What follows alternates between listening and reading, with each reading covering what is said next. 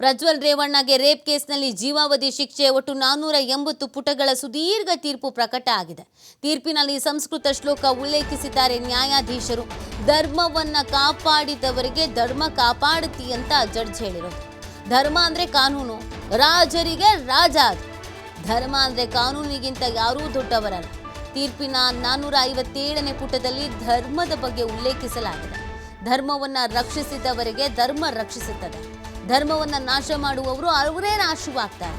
ತೀರ್ಪಿನ 462ನೇ ಪುಟದಲ್ಲಿ ಈ ಬಗ್ಗೆ ಉಲ್ಲೇಖವನ್ನ ಮಾಡಲಾಗಿದೆ. ಜಡ್ಜ್ಮೆಂಟ್ ಕಾಪಿಯಲ್ಲಿ ಧರ್ಮದ ಬಗ್ಗೆ ಕೂಡ ಉಲ್ಲೇಖ ಮಾಡಲಾಗಿದೆ.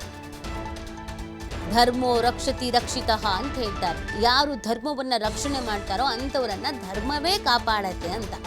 ಯಾರು ಧರ್ಮವನ್ನ ನಾಶ ಮಾಡಬೇಕು ಅಂತ ಹೋಗ್ತಾರೋ ಅವರು ಸರ್ವನಾಶ ಆಗಿ ಹೋಗ್ತಾರೆ ಅನ್ನೋದು ಉಲ್ಲೇಖ ಮಾಡಲಾಗಿದೆ.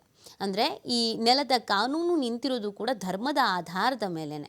ಪ್ರತಿಯೊಂದು ಧರ್ಮದಲ್ಲೂ ಹೆಣ್ಣಿಗೆ ಗೌರವ ಕೊಡಲೇಬೇಕು ಅಂತ ಹೇಳಿಯೇ ತೀರ್ತಾರೆ. ಕೋರ್ಟ್ನಲ್ಲಿ ಭಗವದ್ಗೀತೆಗೆ ಎಷ್ಟು ಇಂಪಾರ್ಟೆನ್ಸ್ ಕೊಡ್ತಾರೆ ಅನ್ನೋದು ಎಲ್ರಿಗೂ ಗೊತ್ತಿರುವಂಥ ವಿಚಾರ. ಈ ನೆಲದ ಕಾನೂನು ನಿಂತಿರುವುದೇ ಧರ್ಮದ ಆಧಾರದ ಮೇಲೆಗೆ. ಯಾಕಂದರೆ ಇದು ನಮ್ಮ ಸನಾತನ ಹಿಂದೂ ಧರ್ಮದ ದೇಶ, ಭಾರತ ದೇಶ.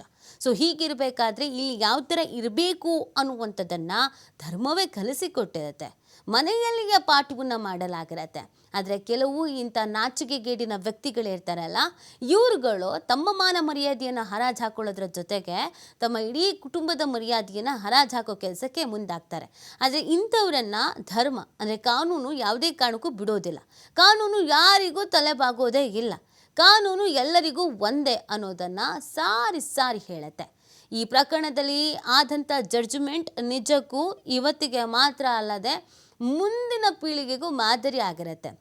ನಾವು ಕಾನೂನನ್ನು ಗೌರವಿಸದೆ, ನಾವು ಕಾನೂನಿಗೆ ಬೆಲೆ ಕೊಡದೆ, ಹೆಣ್ಣು ಮಕ್ಕಳಿಗೆ ಗೌರವಿಸದೆ, ನಾವು ಅಧಿಕಾರದಲ್ಲಿದ್ದೀವಿ, ನಮ್ಮ ಹತ್ರ ದುಡ್ಡಿದೆ ಅಂತ ದರ್ಪ ಮೆರೆದು ಹೆಣ್ಣು ಮಕ್ಕಳನ್ನು ತುಚ್ಛವಾಗಿ ಕಾಣೋದ್ರ ಜೊತೆಗೆ ಹೆಣ್ಣು ಮಕ್ಕಳನ್ನು ಬಳಸಿಕೊಂಡ್ರೆ ಅಂಥವ್ರು ಮಣ್ಣು ತಿಂತಾರೆ, ಮಣ್ಣು ಮುಕ್ತಾರೆ ಅನ್ನೋದಕ್ಕೆ ಇದೇ ಬೆಸ್ಟ್ ಎಕ್ಸಾಂಪಲ್.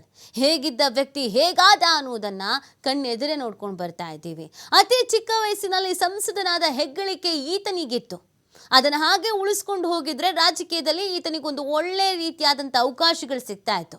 ಈ ದೇಶವನ್ನು, ಈ ರಾಜ್ಯವನ್ನು, ಈ ಸಮಾಜವನ್ನು ತಿದ್ದಬಹುದಾದ ಕೆಪಾಸಿಟಿ ಈತನಿಗಿತ್ತು. ಒಂದಷ್ಟು ಬದಲಾವಣೆ ತರುವಂಥ ಕೆಪಾಸಿಟಿ ಈತನಿಗಿತ್ತು.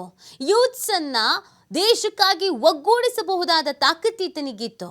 ನಿಜವಾಗಿಯೂ ಸಂಸದನಾಗಿ ಮಾತ್ರ ಕೆಲಸವನ್ನು ಮಾಡಿದರೆ ನಾಲೆಡ್ಜು ಇತ್ತು. ಈತನೇ ಹೇಳ್ಕೊಳ್ಳೋ ಹಾಗೆ ಮೆಕ್ಯಾನಿಕಲ್ ಇಂಜಿನಿಯರ್ ಡಿಸ್ಟಿಂಕ್ಷನಲ್ಲಿ ಪಾಸ್ ಆಗಿದ್ದೆ ಅಂತ ಬೇರೆ ಹೇಳ್ಕೊಳ್ತಾನೆ, ರೆಕಾರ್ಡ್ ಇದೆ ನೋಡಿ ಅಂತ ಬೇರೆ ಹೇಳ್ತಾನೆ. ಇಷ್ಟೆಲ್ಲ ಕೆಪಾಸಿಟಿ ಇದ್ದಾತ ಮಾಡಿದ್ದು ಮಣ್ಣು ತಿನ್ನೋ ಕೆಲಸ. ತನ್ನ ತಲೆ ಮೇಲೆ ತಾನೇ ಚಪ್ಟಿಕಲ್ಲಿ ಹೇಳ್ಕೊಳ್ಳೋ ಕೆಲಸವನ್ನು ಮಾಡ್ದ. ಅತಿಯಾದ ವ್ಯಾಮೋಹ, ಅತಿಯಾದ ದುರಹಂಕಾರ, ಅತಿಯಾದ ದರ್ಪ, ದುಡ್ಡಿನ ಮದ, ಅಧಿಕಾರದ ಅಮಲು ಇವತ್ತು ಜೈಲು ಕಂಬಿಯನ್ನು ಎಣಿಸೋ ಪರಿಸ್ಥಿತಿಗೆ ತಂದಿದೆ. ನೀಟಾಗಿ ಇದ್ದಿದ್ರೆ, ಸಭ್ಯಸ್ಥನಾಗಿ ಇದ್ದಿದ್ರೆ ಈತನಿಗೆ ಈ ಥರದ ಸಮಸ್ಯೆಗಳೇ ಬರ್ತಾ ಇರಲಿಲ್ಲ. ಇವತ್ತು ರೇಪಿಸ್ಟ್ ಅನ್ನೋ ಪಟ್ಟವನ್ನು ಈತ ಹೊತ್ಕೊಂಡು ತಿರುಗಬೇಕಾಗಿರಲಿಲ್ಲ.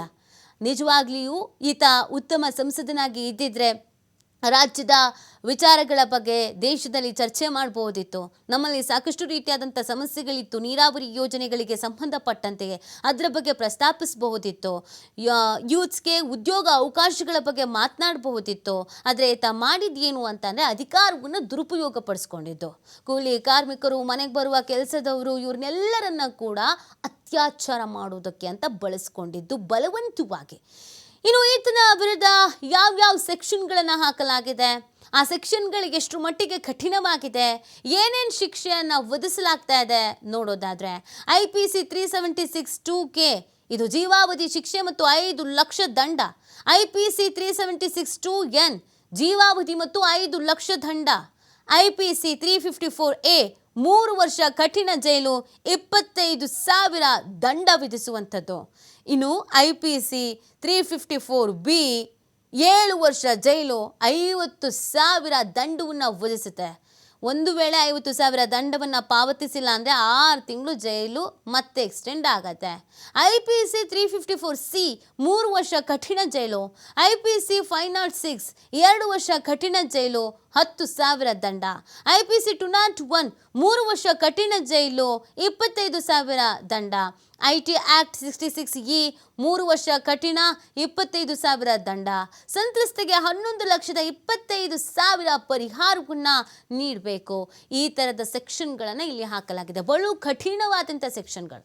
ಯಾವುದೇ ಕಾರಣಕ್ಕೂ ಈತ ಅತ್ತ ಇತ್ತ ತಿರುಗಬಾರ್ದು, ಜಾಮೀನು ಸಿಕ್ಕಿ ಹೊರಗೆ ಬರಬಾರ್ದು. ಆ ರೀತಿಯಾದಂಥ ಸೆಕ್ಷನ್ಗಳನ್ನು ಇಲ್ಲಿ ಹಾಕಲಾಗಿದೆ. ಅಂದರೆ ಈತ ಮಾಡಿದಂಥ ಕ್ರೈಮ್ ಅಷ್ಟು ಗಂಭೀರವಾಗಿರುವಂಥ ಕ್ರೈಮ್.